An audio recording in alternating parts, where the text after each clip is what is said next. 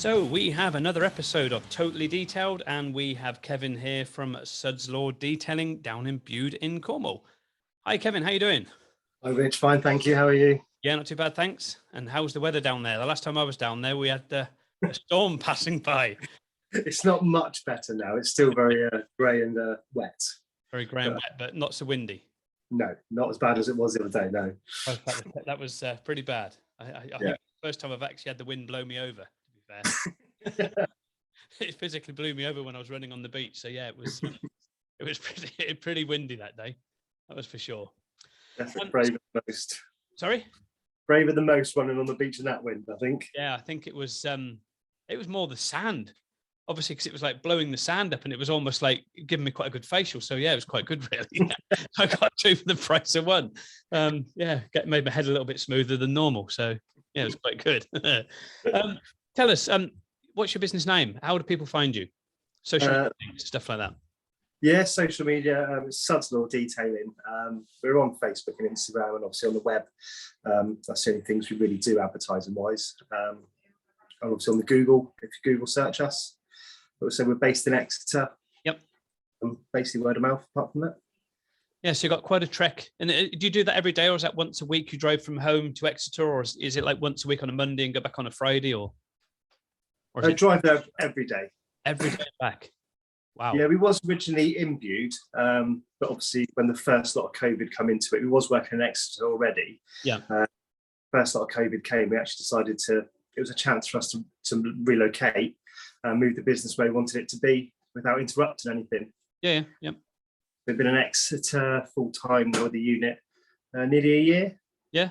So a good time to move is obviously, when it's meant to be a bit slower, but I mean, I don't know what it was like for you, but it certainly wasn't slower for us, put it like that. So, and I think talking to a lot of detailers as well, I mean, there's a lot of detailers out there that have been suffering with COVID, but there's a lot that have obviously been saying, it's been pretty good for them. It's the sort of COVID situation. So, and then obviously we've seen detailers go to the wall and stuff, which is never a good thing. Where they've been sort of struggling with stuff, which is a shame. But obviously if you're expanding, that's great. So I mean, that's a hell of a trek though. I mean, that's proper dedication, that driving from Bude. I mean, because it's not the best road in the world. It's not so bad when you get out on the A38, but I mean, it's you got sort of a good 20, 30 miles before that from Bude to the A38. Pretty much, yeah. So either way you go, it's not an ideal road to get onto the A road. But it soon flies by. It's a good chance to have a cup of coffee in the morning in the car, and on the way through we have a chat and catch up with everything, and then get to work and creep the backs and off you go. That's it. Yeah, definitely. Get ready for the day's chores. So, I mean, how long have you been in the industry? We started in about 2013, 2014. Yep. Yes, we're quite new to the trade, really. I think people have said to us. Yeah, you say quite new. Still quite some time there. Yeah, it's nearly 8 years now. Yeah. But how it's expanded is lovely. Yeah. It's just been a lot of hard work and effort. Yeah. I mean, any business, isn't it? At the end of the day, it's down to dedication, isn't it? And it's having that winning formula, to sort of do it. Is there anybody else involved in the business, or is it just yourself, or the wife? Yeah. And is it obviously I got Caroline's heavily involved in our business, and is your wife sort of like involved? Does she do the detailing, or is she involved in other sectors of it, or? Taryn's phenomenal. She sort of come on board after about 2 years of the business being up and running. She was heavily in sales before that. Yeah. I was struggling to do the accounts and everything else that we need to be done, and she sort of went, well, why don't I come on board and see what I can do? Yep. Ever since she came on board, it's grown massively. I can concentrate more on the tools, and she's done all the paperwork, and obviously now she's in meetings all the time, and she's constantly driving everything with the Instagram, and she's a big driving force in the business now. I can, without her knowing, I couldn't be without her now. Yeah.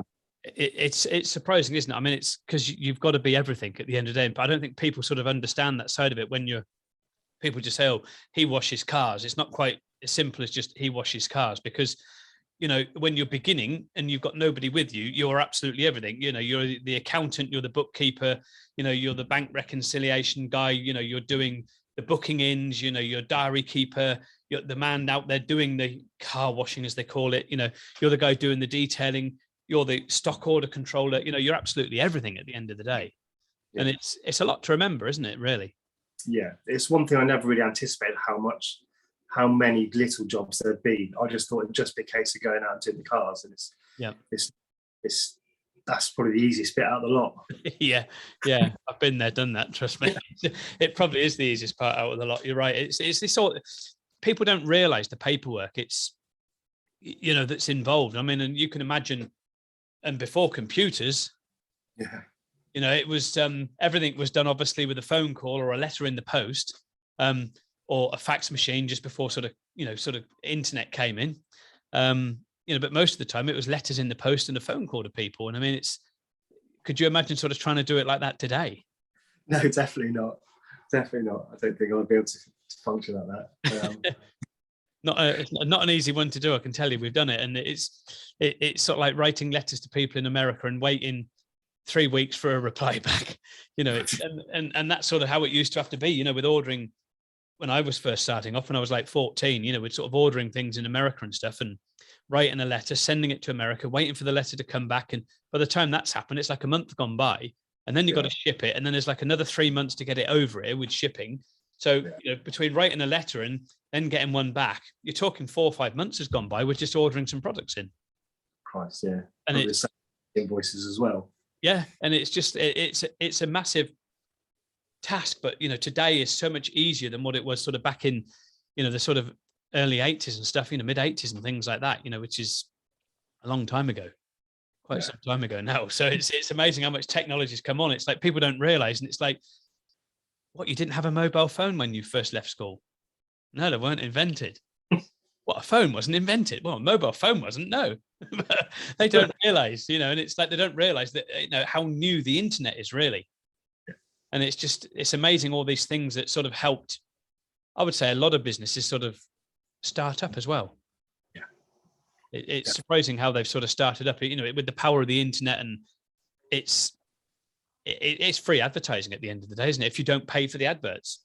Social media is phenomenal. I say we probably would have been nothing without a business without social media. Yeah. We first started up, we set up a Facebook page, and within a month and a half, we was fully booked for about 3 months just by posting pictures.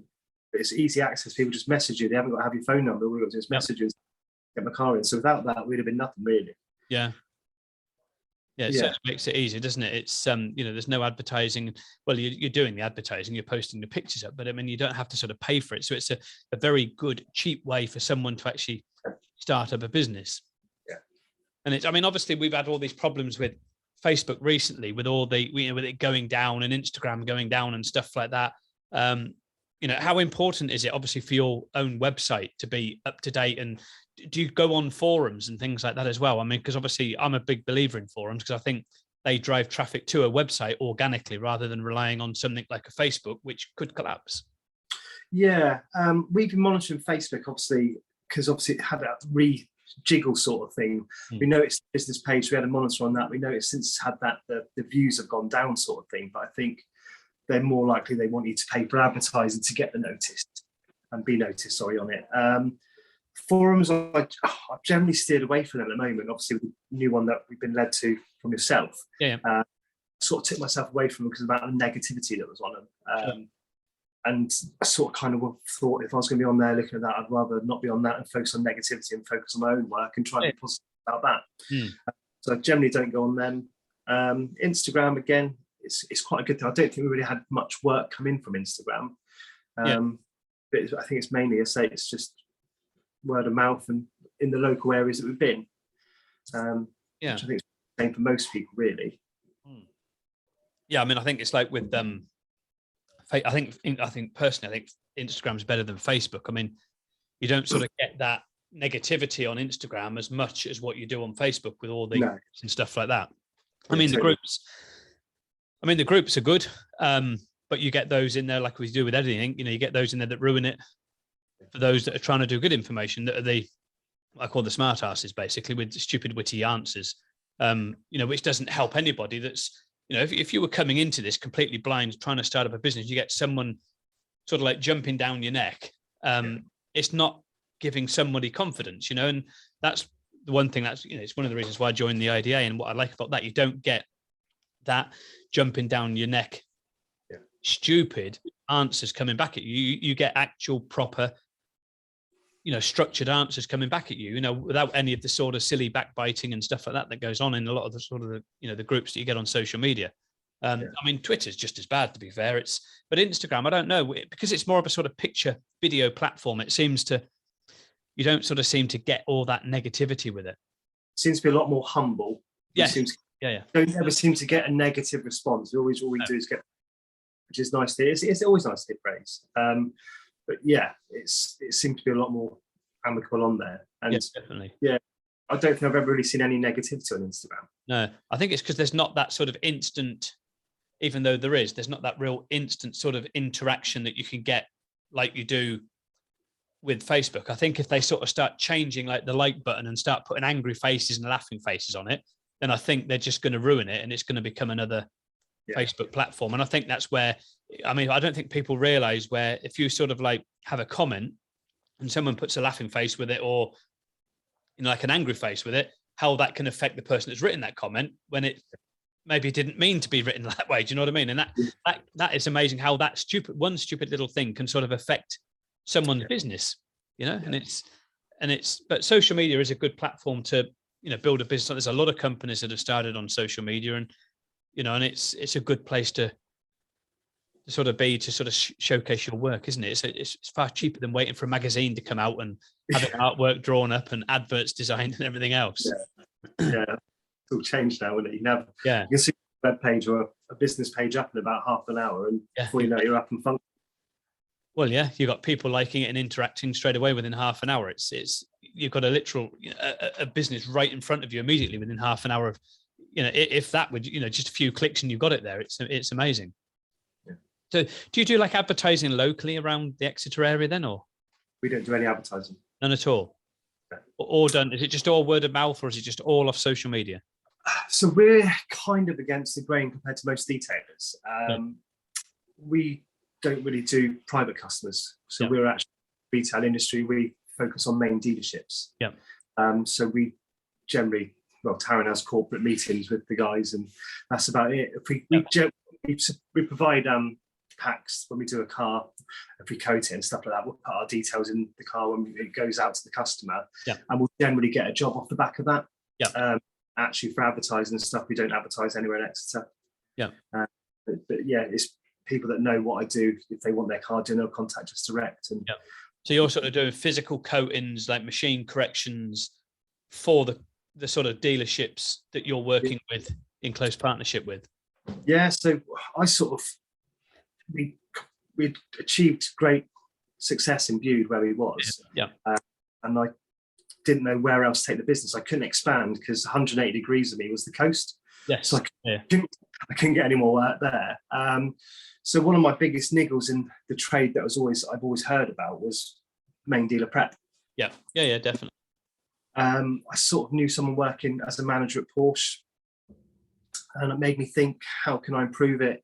Why not start with this company? So I went in, had a meeting, me and Taryn sat down and said, look, why don't we offer paint corrections and stuff like that? They were a bit iffy about it because they've never really done this before. So we'd done a car as a trial for them. They were blown away by it. It went into the showroom, it sold instantly. It sort of led from there. Then all of a sudden we said, well, why don't we do ceramic packages? Why don't we do paint correction on all cars going in the showroom? It's led from there. We've now got 3 guys there full time. With Porsche, we're doing about 300 coatings a year.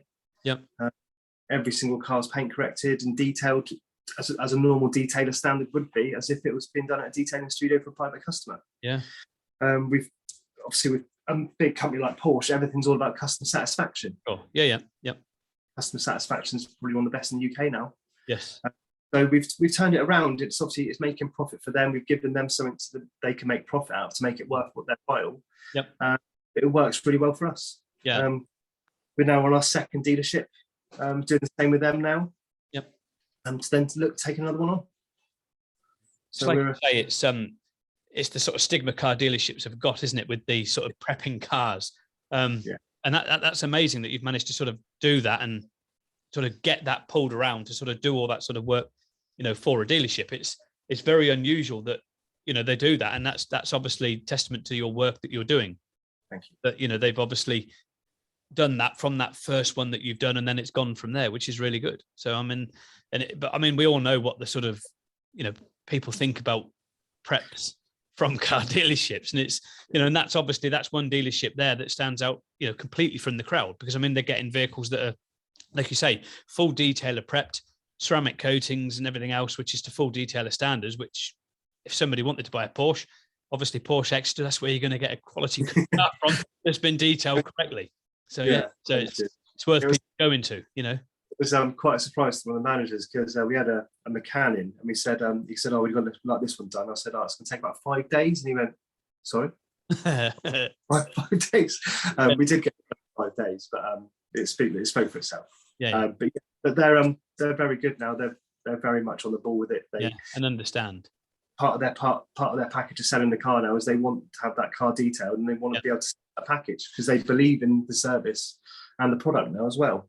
But the thing is, if it adds a chunk of money to the value of the car and it makes it sell a lot quicker, they're turning their money over quicker. They're getting more numbers through for Porsche, for meeting Porsche statistics. So it's doing them a lot of favors at the end of the day. They're probably meeting bonuses a lot quicker with Porsche, getting higher bonuses and everything else for the quantity of cars that they're selling. So, everybody's winning at the end of the day. Absolutely. And I think the best thing as well is the customer's winning out of everything, because since obviously the last couple of years, money's got tighter, people got more expensive, especially used cars. Yeah. So they're buying a used car for nearly new car money now. So they want to see pretty much a new car, and they're getting that. And they're over the moon by it. So as I say, everyone seems to be winning at the moment, and we love doing what we're doing. We've got cars queued up in the car park ready for us to do, and we're happy. Yeah, well, that's what you couldn't wish for anything better, could you, for a business? Cars queued up. That's exactly what you want. It's good. and so are you sort of looking at, obviously with you traveling every day? I find that absolutely staggering. It's hats off to you for doing that. I've traveled it myself a few times, and I know it's not the easiest route in the world, especially when it gets to winter times. I could imagine it's going to be quite bleak if you get a lot of snow. Yeah, it's because it's going right through the middle of the Dartmoor. Yeah, exactly. Just to get there. So we are looking at moving early next year. We said we'd give it a good couple of years. We've got 2 young kids. They've both started nursery. And we had family commitments. Luckily, we've got the family commitments sorted out. Now we're in a position to buy somewhere up there. So we're hopefully making a move in about April time. Yeah. Which would be nice. So I'll go from 13 hours traveling a week to about an hour and a half traveling a week. Yeah, that'll make it a lot easier, won't it? It gives you more time to spend with the kids then as well. So so it's makes like sort of family life a lot easier as well. Because it can, we've been there. Obviously, when you're sort of, we're basically obviously living with each other on a night time, and then we're living with each other during the day. That can take its toll on a marriage unless you've got a very good understanding of what things are. And it's something that we want to look at doing, which is a podcast with another married couple, talking to them, from myself and Carolyn, with another married couple, about how they get through with their businesses, to talk, because there's plenty of people out there in this situation that, have arguments, they get divorced and they end up splitting up, which can be avoided. And it's just having that working relationship that, and I think our relationship's a bit like the old Brogues, is it song, the Scottish song, the old Slutton, whatever it is, and Pig, and whatever the hell the song is. I think that's how we are basically at work. And but then, on a night time, you try to sort of forget it, and what happens at work sort of stays at work. And it's the respect. You got to see each other as a business partner in the day, business time, and a husband and wife in the evening. Exactly. That's it. It sometimes boils over to the home, but that's where you have to sort of try to diffuse those things. Do you know what I mean? And I think that's going to be a good podcast to have with a couple at a later date, where we can sort of do that with varying different couples, and just sort of get different aspects and views of how people manage. That's good. Yeah. And it's like you guys, obviously you got Taryn there doing all the paperwork and going to the meetings, which you haven't got the time to go and do with you doing the amount of detailing that you've got. So that, something would slip, and it would be, you either wouldn't get as many cars done, so then you wouldn't have as many people employed, You know, so again, that's a fantastic working relationship that you've got going there. And, you know, Taron's taken a lot of weight off his shoulders to do that as well, which is really good. Absolutely, yeah. Absolutely. I'm seeing the trouble is with the corporate stuff, like the meetings, as you know, they can go on for hours. Yes, exactly. Yeah. And it's not just a case of it's one a year, it's one a week, maybe one every 2 weeks. Yeah. But we're obviously with the lads and stuff like that, we're constantly training them and stuff like that with the couple, and they constantly need constant requirements and stuff.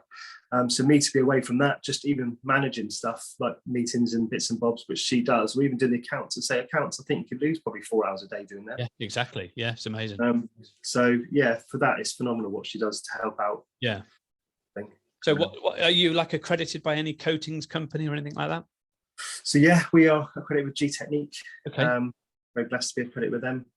We love the products. We've used G Technique before. Yep. We did get accredited, and we were lucky to get accredited and viewed. Obviously, when COVID happened, we knew the accreditation was coming up in Exeter as well, and they asked us if we wanted it, which was already looking at doing anyway. So that was another big incentive to move. Yeah. We can take the accreditation to Exeter with the footfall that's in Exeter, Marsh Barton. Exactly. We should be able to do all right there. Yeah, definitely should be able to. Yes, it's sort of well-populated area, really, at the end of the day. So you know, other things that are within quite close reach as well. So, you know, which is, it's in a good position, isn't it, financially as well, for different areas of the country. Yeah, definitely. For sort of wealthier areas. Yeah, and it was with the unit as well. Was very lucky with Exeter. The units are very well presented. We're in a little beach town that was quite agriculturally, and all that very, very small like storage places. So we come across a very, very nice unit. Yeah. Purity and stuff. It was just very well presented, where we felt like we could really take it to the next level of doing it up and make it look really, really nice. Like yours, yeah, definitely good.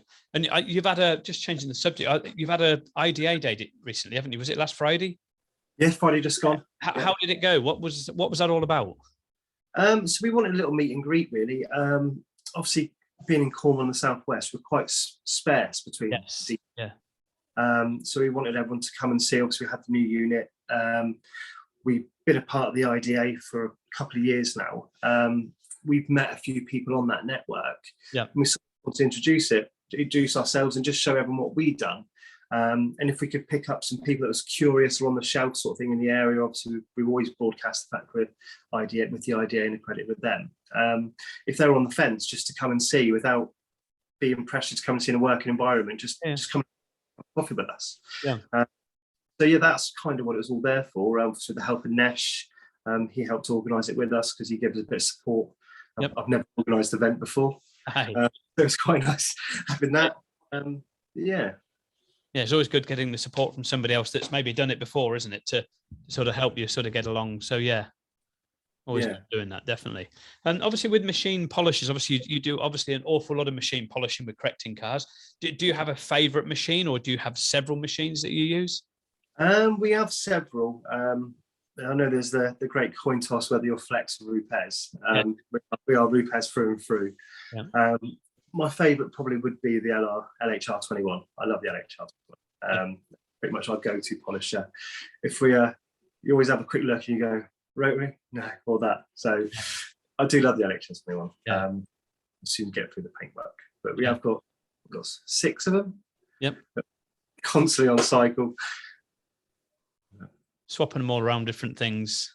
Yeah, well, every lad's got their own one, and we got a couple for backup as well, just in case the stuff. So we've always got a little arsenal of machines ready to go. Yeah, do you have any of the like little nano things and stuff for that as well? With those as well. Yeah, we got the nano. So we got the hybrid. That's on head at the moment. Unfortunately, we've also got a liquid elements nano, which one of the lads really favours that more than anything. I think. Probably because he knows it don't cost that much. If he breaks it, I won't tell him off. Yeah. But and we've got the LH75 as well, which is a great little tool. Yeah, I mean it's we have everything. I've lost count of how many different machines I've got of the Rupes machines, and then we've got the one Flex, and I like it, but I can't get used to it. Whether it's because I don't use it as much as the Rupes ones, I'm not sure. I just can't seem to get used to it as much as I can, or the Rupes ones. So it's strange, but then I've got an original PC as well. original Porter cable, and I sometimes go to that. And then I've got I've got a twin edge cyclo as well, which obviously I think Rupes bought the company out because they knew they were as good as the sort of Rupes, I believe. And I think they bought that company. But I mean, that works quite well again. Just sit it there and let the twin edge do the machine, let it do the work, rest it on the paintwork. Brilliant machine. Same as the old PC. It was a little bit more of hard work with that, but it does come out sometimes. Does the old Porter cable, and for certain things, it still has its days out doing bits and bobs. Yeah, but it's there's a machine for every occasion. Yes, yeah, definitely, and it's always looking for. I know it's like the little nano hybrids and stuff. I mean, I'm looking at sort of different ones, different sort of manufacturers of those as well. So I mean, it's different ones I'm looking at that people reckon are, maybe last longer or slightly more powerful. And we're looking at one or two of those at the moment, different ones of those, to see what we can. There's a lot more variety than nanos now. It was quite limited when we bought ours. I think it's quite nice that a lot of people are jumping on that, because they are very handy tools. Yeah, definitely. Especially with all the cars nowadays, we're getting all sorts of little curves and vents and grills and everything else they seem to be putting on them. But of course, now they're all going electric. Everything's coming a great big flat fronted thing anyway, so there's no real grills on them again. No, that's it. But there seems to be a lot more and more piano black coming, especially interiors and stuff like that. And the hybrid's really good for doing them sort of panels. Yeah, I hate piano black. Yeah, there's a lot of piano black on interiors, isn't there, these days? So it's quite handy to have it for doing that anyway, definitely. Yeah. So obviously, what do you sort of find is the sort of like the hardest part of being a detailer? Hardest part. I think probably the hardest part is being criticised by yourself constantly. Yeah. I think probably any detailer probably say it, the biggest critique is yourself. It's you battling yourself, whether it's time limits and decisions you've made, and it's always going to be you thinking you're never good enough. You wouldn't be where you are if you wasn't good enough, but you always please the customer, I think. But yeah, pleasing yourself is always the hardest bit. Yeah, definitely. Yeah, I think it's something. I think sort of judging your own work. I mean, you are your worst critique, as you say, and I think that is the hardest part. And it's like, particularly with what we do. I mean, I think it's very similar with the paint side of it as well. You've got to know where to sort of draw that line and stop before it goes too far and it actually becomes worse than what it was originally. Yeah. So, and it's sort of understanding, where you got to sort of draw that line. There is a very fine balance with it, which I think people need to understand as well. You can't just sort of pick up a machine and just go straight onto a car with it. You've got to have a good bit of knowledge really to do that without ruining and damaging people's paintwork really at the end of the day, haven't you? Yeah, you might make it shinier, but underneath what comes to the surface could be horrendous. Yeah, exactly. Obviously you started 8 years ago. What was it you did before? What was it? What was your profession before that? Delivered beer. Oh, right, okay. I drove around Cornwall delivering beer. That was it. I've done that for 11 years. So before that, when I was a kid, I was a baker at Morrison's, and then ended up working for a local brewery.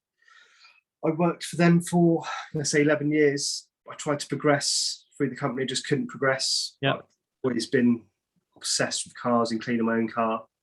And sort of said to the wife, I might set up a valeting company and see how I get on. Yep. I'll do a car a week, I'll be happy.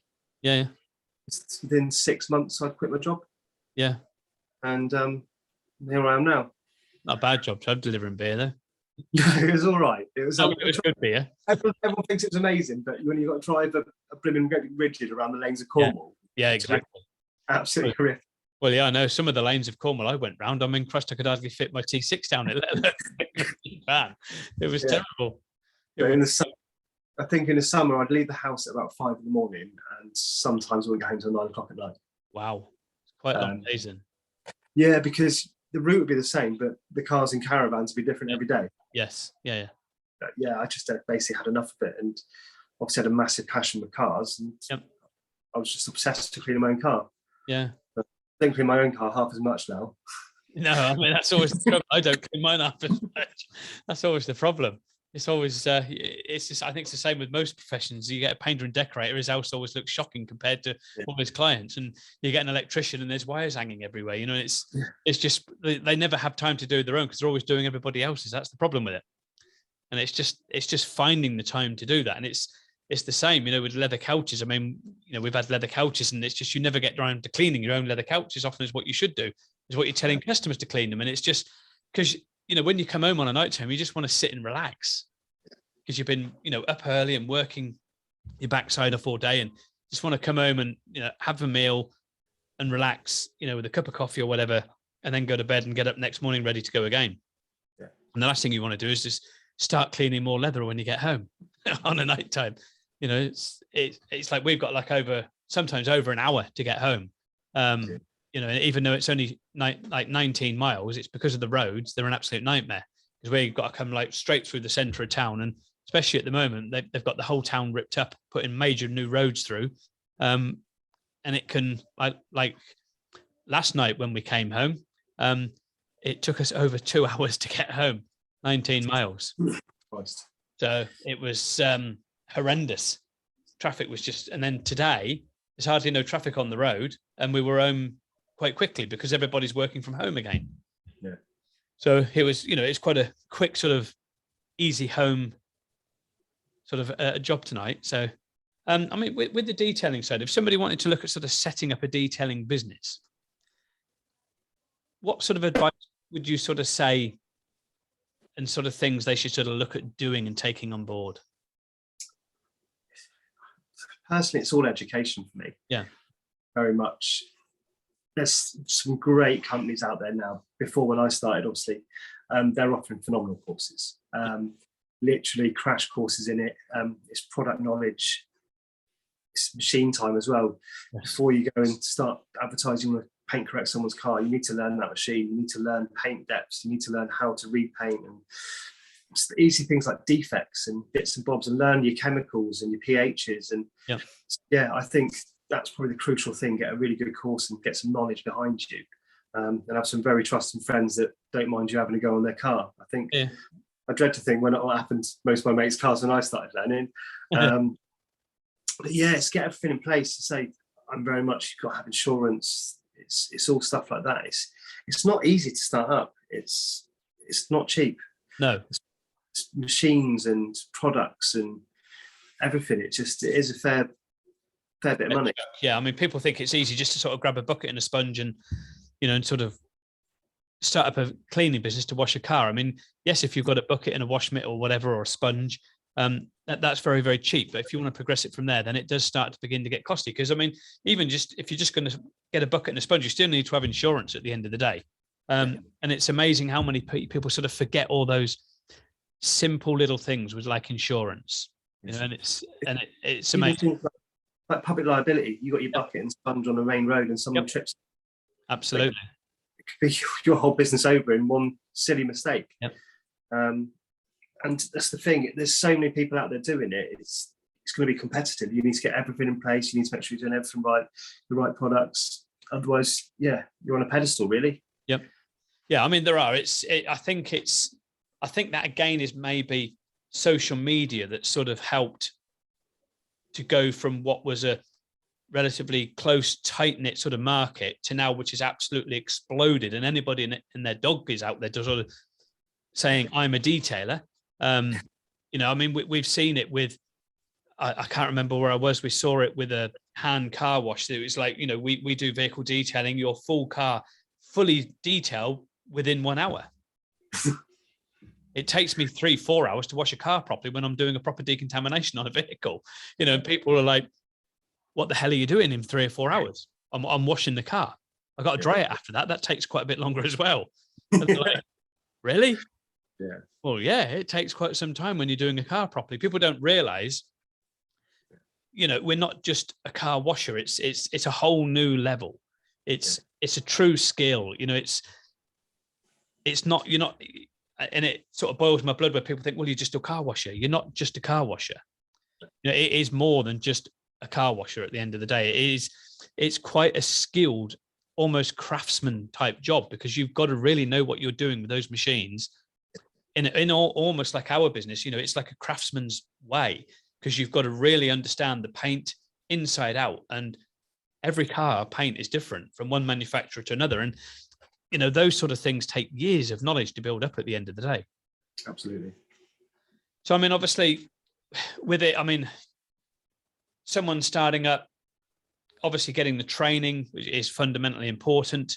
What other sort of things do you think are sort of very important for them? Know your market. Yeah. Know your market.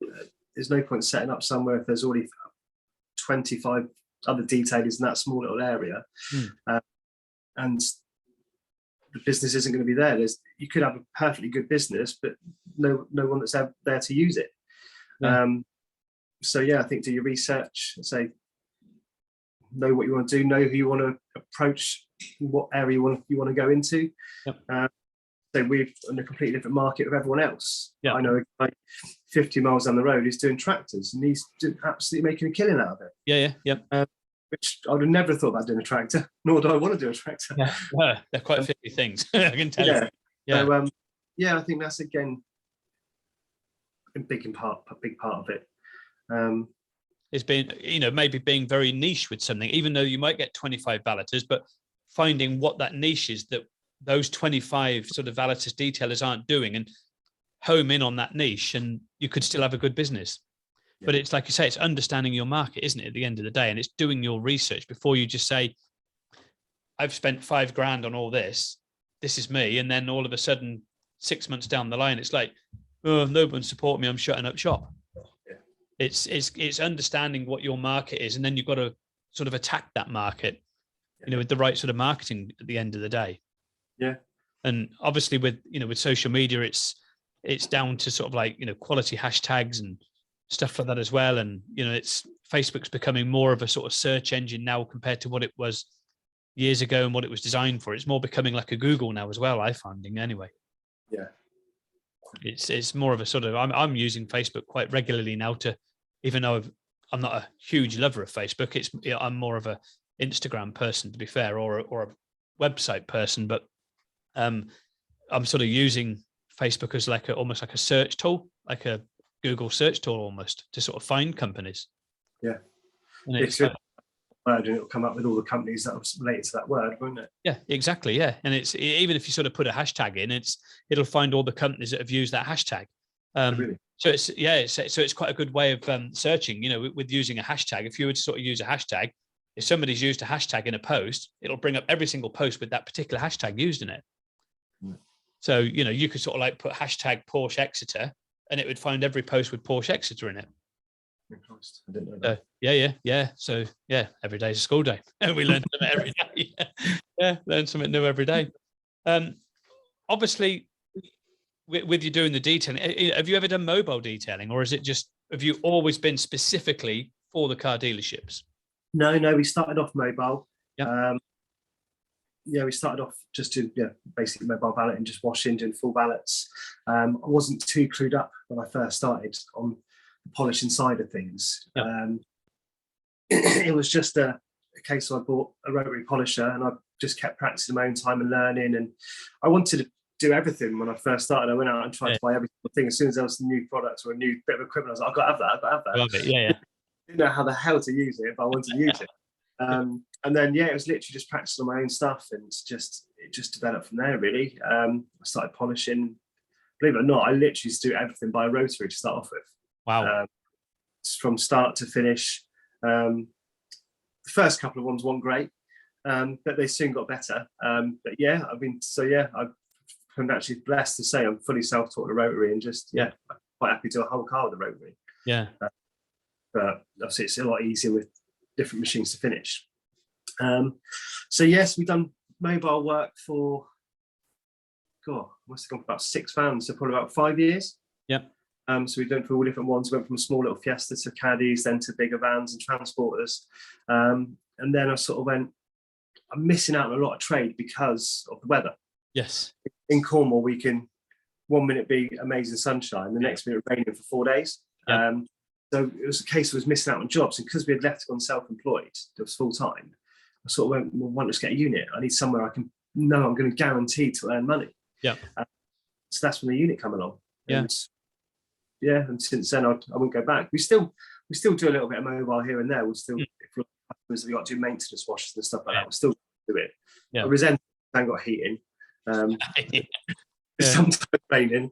But yeah, it's something we are looking to have that service full time again as a bit of mobile. But yeah, it's a great way to start. It's a great way to get out, but it's finishing a job. Well, getting there, getting all your stuff out the van, getting it all set up, doing the vehicle, then putting it all away. It never goes back. It never goes back the way it came out. Nope. And then back on your road again. Yeah. We used to do that all the time, day in, day out for years with multiple vans, with multiple staff, and day in, day out for ages doing that. Freezing cold in the winter and washing the car, freezing on the car, trying to wash it, and then you're slamming the car door and you're forgetting to take your hand away from the door and you're trapping all your fingers in the door, and it's like, honestly. And then got a factory unit and still carried on doing all the detailing, mobile and stuff like that. And it's amazing. But then when you eventually sort of cut all the ties with the mobile side of it, it's amazing how much easier it is. But I think it's people that are maybe nervous about they're going to lose a lot of trade. And they're worried that the business might collapse. Yes, they're going to lose some trade, but they're also going to gain some trade. Yeah, absolutely. We was paranoid about that, thinking, well, we might lose maybe 30-40% of the trade, because a lot of our trade was outside of Bude. We was travelling 4 miles to go to a job. But if anything, because we was there, people drove past the premises, more people saw it. Yes. People that didn't know about us ended up hearing about us. Yeah, exactly. If anything, our trade tenfolded, really. We literally grew in about a month and a half. Yeah. It's amazing on an industrial site. I mean, it's like I'll go onto an industrial site if I'm in an area and just drive around it to see what companies there are on there, just out of curiosity, just to see what companies there are on there, because then if I find something that I find interesting, I'll make a note of it and then write it down where I've been and who they were, and then I'll find them and then ring them. And it's just, if I happen to have time, I'd go and do that. So that's where we sort of find detailers and validators sort of tucked away on, industrial sites and that you've never heard of. Yeah. And it's amazing what you can sort of get tucked away, and it's amazing these people are there. You just wouldn't know unless you physically drove there and saw them. And we've done that quite regular. Yeah, it's amazing. And so there's so many little estates everywhere. Yeah, and not everyone is on the internet.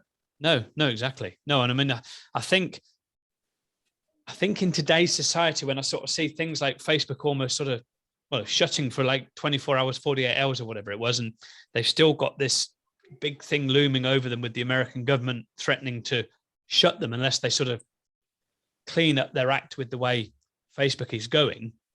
Companies that rely solely upon Facebook, I think, are in quite a dangerous position. And I think having a website presence is very, very important. I think it's more important now than it ever has been, because I think it's more important now than it was at the beginning of the internet, because if Facebook go, which the American government are threatening, they don't back up their ideas, they will just split it or shut it completely. That's quite a massive thing to be shut. Yeah, I think really as a business, your credibility does lie on your website. Yes. Yeah. It's the same as if we saw anything on Facebook, even like an ad or something like that, you wouldn't necessarily purchase that ad. You'll go direct and Google that company's website, go to that. If they haven't got that, you think there's something wrong here. Yeah, that's the first thing I do. If I see a company, I'll go straight to their profile, see if their website's there, click on the website, and then go onto their website. I won't go back to their Facebook page. I'll go onto their website. And if there's no website link, I'm thinking no website, no phone number. Yeah. And I've done that many a time where I've gone onto a website as well, and I've tried to find people's contact pages. And if I can't find a contact page and there's no address visible, I won't touch them. No. Because to me, if you can't display an address, that means you don't want to be found. Yeah, you've got something to hide. And you've got, to me, it's like, no, it's a fundamental thing. You have that phone number on there, you have an email contact on there, and you have your address on there. Even if you're working from home, and that's your address, put it on there. Yeah. And just say you do full mobile work, but, then you've got nothing to hide. And even you go onto people's terms and conditions, and it's, if you need to get hold of us or return something, please contact us. Well, surely you're going to give a return address. And to me, it's just when you get something like that, you just think, is this some far-flung company overseas somewhere? And especially the nature of like the beast at the moment with the internet and scam companies. Exactly. Yeah. Anyone can be anyone on Facebook. Exactly. There's no stipulation on how quick you can set up a profile with whose name, what picture. No, I mean, you see it all the time. People with fake profiles with somebody else's picture and stuff like that. And I think it's those things that I think is what's hammering Facebook, because they're not controlling that. And I think that's their main problem at the moment. And it could be their downfall as well, because it's, I could set up a business tomorrow with your picture, with your profile picture for your company, pictures of your work, and just say, we're Suds Law, in East Yorkshire, and say we're a division of you. And, we could literally just do that like that but there should be some way that Facebook should be able to sort of control those sort of things. Yeah, they should be checking company ID numbers and whether that's all the right thing. And as you say, it's not happening, is it? And that is the downfall of Facebook. Yeah. And so I think there's got to be a way around sort of controlling that to sort of help, those companies that do get basically spammed and conned. Yeah. In the public. It could be detrimental to them. Yeah. There's got to be surely a simple sort of solution to it somewhere. There's got to be. Obviously you have, you use the G Technique and you're accredited by them. Do you do any other sort of coatings, or is it just G Technique? Just G Technique. We haven't found the need or want to use another brand of coating. Not that there's anything wrong with any other ones. It's just we're very happy with what we have. Yeah. We just find the service was really good. We've become quite good rapport with all the guys there. Yep. And it's like a little mini family again. Yeah. Of what we wanted out of a coating company. Sure. They monitor how many accredited detailers, how big a network you get. There's no poaching, none of that. So you've got your area and that's it. Yeah. Which not any other coatings offer. No, and it's having that backup, I suppose, as well, which is obviously quite important. Yeah. So that they're proud of their coatings. They don't want anyone willy-nilly doing them, nor do they want two people in the same town using them. Yeah, exactly. They don't want to create a competition. Yeah. So, talking about coatings and things, do you use like standard car waxes or anything like that still, or have you ever done that? Or we still use it. So obviously the ones we don't get to coat, the ones we lose, we do put a wax on them. We still use a Fuso wax. We find that's a very good all-round wax. Yeah. We would like to use more expensive stuff, but for the amount of cars we have to wax, as I say, we are still banging out quite a lot of cars. For us to go and use a £200 pot of wax, it would not be financially viable for us to do it. We don't offer waxing as a personal job, really. I say we'd either want to do a coating or we wouldn't want to put a coating on. Sure. You know what I mean? Nothing wrong with waxing. I still get quite a bit of satisfaction about waxing a car. Well, I do, yeah. I don't know what it is. It's just Carolin's like, he's at it again. Yes, Richard, we know the wing shines there. Yes, we know the door shines there, but it's just, I don't know what it is. It's just the way you layer the waxes on. It's just every car is so different. She's like, but you did this car last week. I know I did, but look at it today. And she's like, it's probably because of the light. And I'm like, no, but it's shining here. I've never seen that curve on the car before. And she's like, oh my God, you're obsessed. I'm like, yeah, but look at the shine on it. Look at the curve there. I've never seen it do that before. Like looking at the stars, isn't it? It's just, you've done the work and you stand back, your arms pump and you go. Yeah. It's just, I don't know. There's just something satisfying about waxing a car compared to coating a car. I don't know. I just find it more satisfying waxing a car compared to coating it. Yeah, they're great when they're coated, and when they're coated, you don't really sort of do much to them, a great deal of maintenance wise to them. But I don't know. There's just something about you're getting more personal with that car when you're hand waxing it all the time, and you're seeing more things and you're correcting more things because you can see more things all the time. And I don't know. There's just something weird. I don't know. I just like to wax the cars by hand. It's something I've always done and always do. Even my own van, we haven't got a ceramic on it. It's, we do it, we wax it by hand. I'd love to have a ceramic on it, but it's like we said before, isn't it? It's time. It's finding the time to have it off the road for a few days to do it. Yeah, absolutely. Yours is a big old bus, isn't it? Yeah, because it needs correcting. It's got swirls on it from the car dealership prep. So it's, you know, from them paying somebody, I think £2.50 to wash a great big T6 van, prep it ready for me to go and buy it. Yeah, it's no, that's it. We always coat our cars. That's one thing Taryn does stipulate on. Yeah. Has to have the car coated. So whenever she buys a car, we've got to have it for a good few days at the unit, get it all sorted out. And she comes along with a magnifying glass and she tells you about every single bit of the coating, how it's responding. Then like after a couple of weeks, the glass isn't beading, so we've got to do that. So we've got quite an awkward customer with that. Yeah. So it's very much on the ball, telling us what's doing properly and what's not. Yeah. The trouble is, especially with us around here, because of where we live, we've got the seagulls, bad roads, so the coating does help us phenomenal. So we have got so you got a lot of sea salt and drifting through the air and sand flying around and everything else, haven't you, with the coastline? So it's it doesn't help. So obviously with all the G Technique coatings and things, do you sort of do anything like with PPF or anything like that? We've had a bumper year this year again. So the next step for us as a business is we can't improve on the detailing service. I'd like to improve as a business. We are looking at potentially going on to do a PPF course next year, along with some other things. Like with yourselves, we're going to do the leather course. I think as someone that's tied in with a main dealer, having a multitude of skills is phenomenal. Things that annoy me is we get a car in, we inspect the car, we send it off to the body shop, we either have wheels done or we have the repairs done. We then have it back, we inspect it, we're happy. Oh, it's got a tear in the seat. Oh, well, we have to get the leather guy in. So the leather guy, and we still can't touch it. Then, the customer wants the front PPF'd, has to go to get PPF'd. Then we. So it's all things that was sort of starting to bug me, thinking, oh, why can't we do this? I've been a detailer, you're OCD enough to know I can get the PPF on, I can go to a course and I can probably be just good with that. As well as the leather, you're obsessed enough, if you're good enough to take the depths of the paint and break that apart. Someone like yourself would be able to do a leather repair. So PPF's going to be next.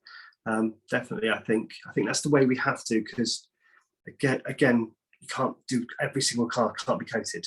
It's customer's own choice. So I think if we can vary our skills, we can have that option. I think you probably find it's like a lot of people have sort of said that did the ceramics and doing the PPF, the sort of PPF's taking over the ceramic side of it. So again, it's an option. It's another option for clients at the end of the day, isn't it? That's maybe spending big money on a brand new Porsche or whatever, to have it all done with the PPF. Both are very good options. I love a clean paintwork car. Coated, detailed, it looks phenomenal. I think the gloss and stuff like that. With the PPF, I kind of feel like about 20% of the gloss is lost. It never looks like a true paintwork, and that's the thing I don't like about it. But the benefits of having PPF in your car is phenomenal. With the PPFs out now with self-heals and stuff like that, I mean, I think some of them actually have a bit of hydrophobic built into it. We are doing hydrophobic coatings with G Technique for the PPF, so they will still respond like a paintwork will. So there is pros and cons, but it's everyone's own thing. If you've got a rare model and you want to protect the paintwork, PPF's 100% the best. Definitely. Like you say, I think it's one of the reasons why we've never done it is I do believe you do lose some of that shine there, definitely, that you'd get with the car that's been coated with a ceramic, or a form of coating, or that's been hand waxed. You definitely do lose some of that shine, definitely, with that original sort of clarity to the paint. I don't know what it is. You can sort of build the clarity to the paint. You can sort of build the depth to it. Whereas with the coating, the PPF that goes on it, sort of almost obscures some of that depth. That you can build up to the paintwork. As you say, when you've got a detailed car and it's completely clear and you've got a nice coating on it, has got something you just think you can just dive into it. The PPF, it's kind of got that haze all over it. It's just it doesn't look like a true finish. It just does look dull. Definitely. I just get totally what you mean with that one, definitely. So, I mean, what hobbies? What hobbies do you have? I don't have any. Literally, my kids are my hobby. I love being a dad, and that is literally what I come home for. It's what I get up for. I think it's just my excuse to act an idiot. Yeah. Why not? We all like to be big kids at the end of the day. Yeah, and but they love me for it. So I just literally, I am just basically an idiot. I used to like golf. I used to love my golf, but I just had a reconstructed knee, so I had to stop that. I think once we're not working as many hours and managing 2 young kids and looking at moving house, I probably will try and take up golf again. Whether I'm any good at it now or not, I don't know. But but I say it's hard. It's hard to say. It's hard to have a hobby when you've got your own business. Own, definitely. Yeah. You're you get a weekend and all you want to do is cuddle up with the kids and just go walking and stuff like that. Yeah, I know it's it's a hard one. I mean, I did golf and then broke my foot and never done it again since. So, and then it was just sod's law. I thought I'm going to do golf. Spent thousands of pounds on all this golf equipment, thinking I want to do it properly, buy the stuff, buy the right gear. And I started and I was enjoying it for a couple of months and then broke my foot and it all went to pot and got rid of everything. And that was it. And I've never been back since. And obviously I've always been a keen cyclist anyway, but I haven't done it for many, many years. But then took it up again in November last year, quite big time. And enjoying, go out as much as I can. But this year, funnily enough, I was out in winter during 2020 and the sort of beginning of 21 in the winter months, nearly every night I was out on the bike. But then during this year, I've hardly ever been able to get out because we've been so bloody busy. We've hardly been at home on a weekend to get out and do it. I was sort of doing out some weekends, doing 60, 70 miles on the bike. And again, it's almost a bit like detailers. You're working on your own all the time and it's finding that focus to do it. It's like when you're out on a bike on your own all the time, doing 60, 70 miles, you've almost got to find something to entertain you. And I think some of the times when I'm going through some villages and things, I think people must think I'm a lunatic shouting at myself to go faster. So sort of driving yourself, giving you that enthusiasm to go a bit further, going, go on, boy, you're doing good. Go on, son, you get in there. And you're just sort of giving you that enthusiasm, and I think a lot of detailers find that hard as well because they're on their own, aren't they? At the end of, you're on, if you've got other guys, but if you've got a single one-man band, you are literally on your own. So mental health side of it, it's very draining. It's very demanding. And there's nobody else to talk to. There's no reassurance. No. I think that's a hard thing. And say, even if you're on your own, you still need a bit of reassurance, whether it's the customer comes to the car, but you've got the 48 hours of anxiety before that customer comes and gets that car. Yes, exactly. You've worked in a massive state. Whereas if you've got someone you're working with, they'll go, oh, that's a good job, mate. Well done, mate. Yeah. Or actually, I'll check that over and just see if you've missed anything or whether I think. Yeah. It's just having that, stop you second guessing yourself, because all it does is your mind messes you up.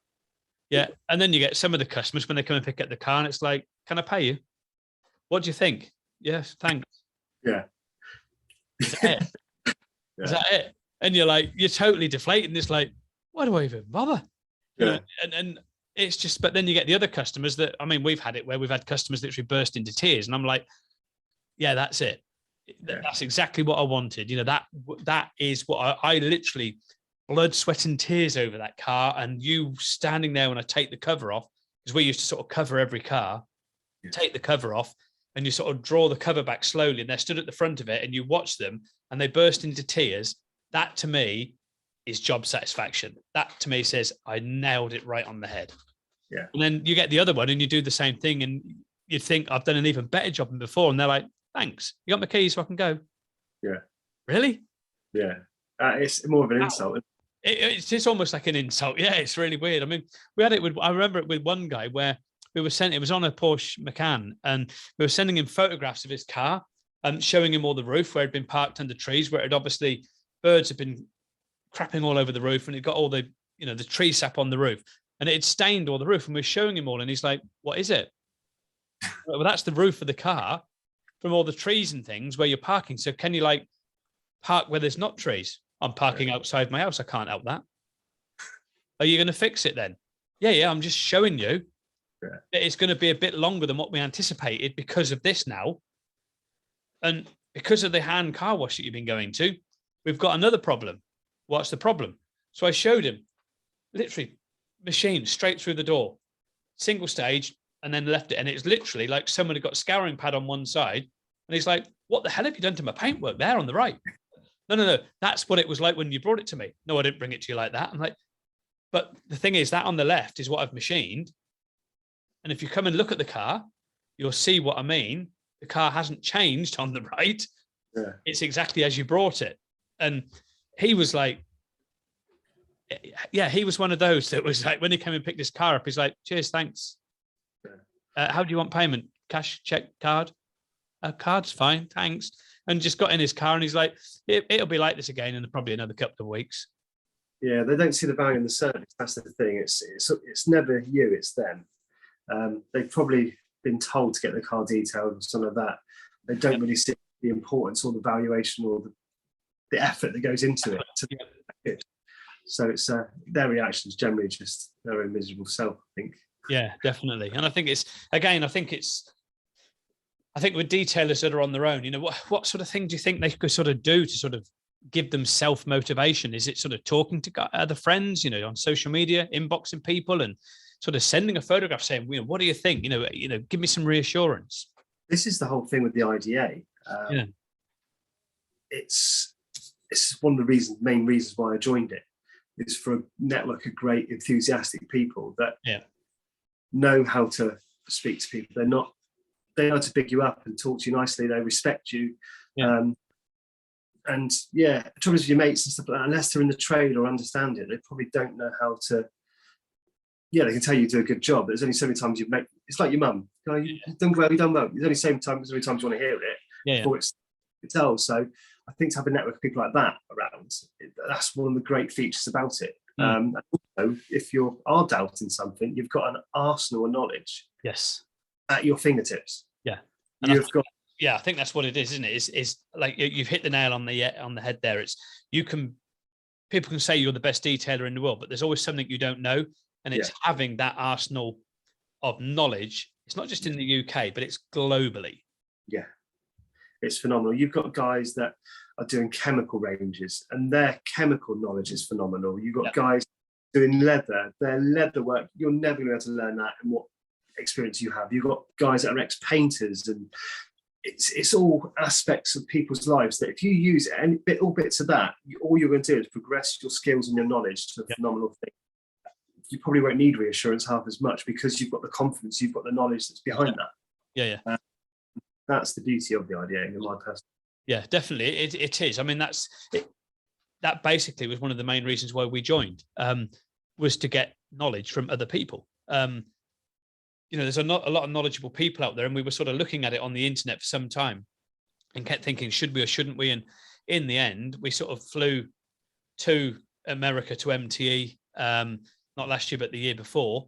And that's where we joined up. So it's like we're now into our second year come January, you know, as the IDA. And that was one of the reasons why we wanted to go to MTE, to see the guys in action, obviously at the IDA, at the MTE show, and just to see what it was really all about. And then when we were there, obviously Alan Medcraft was there, and Alan was like, sign up. And we did.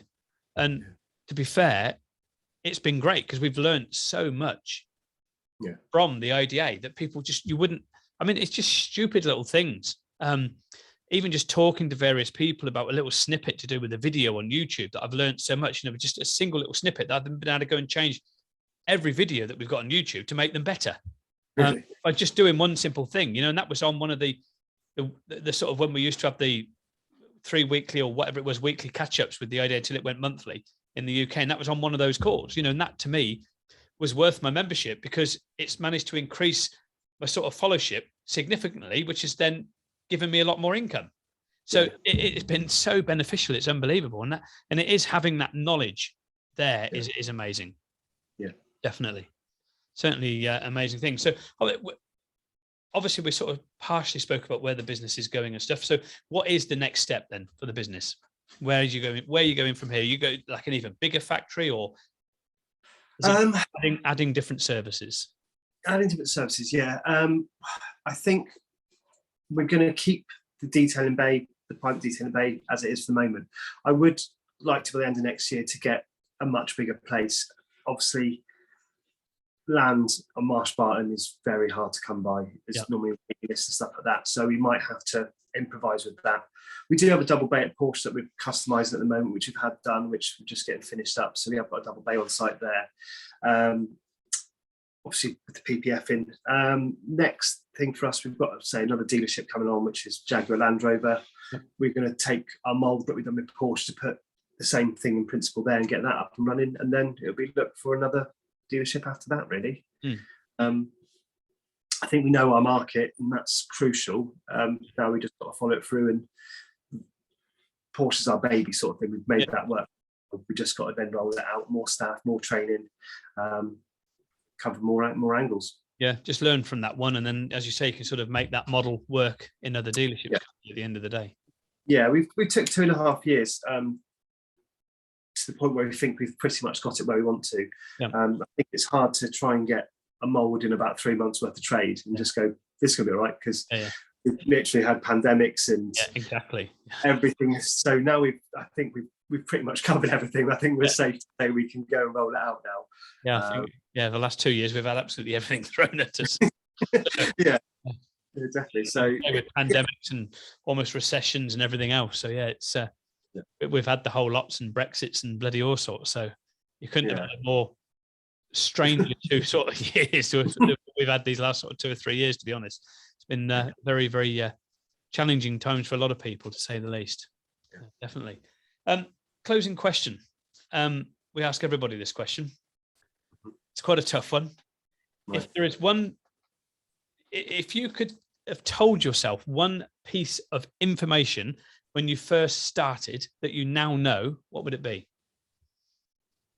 Started detailing. Crikey.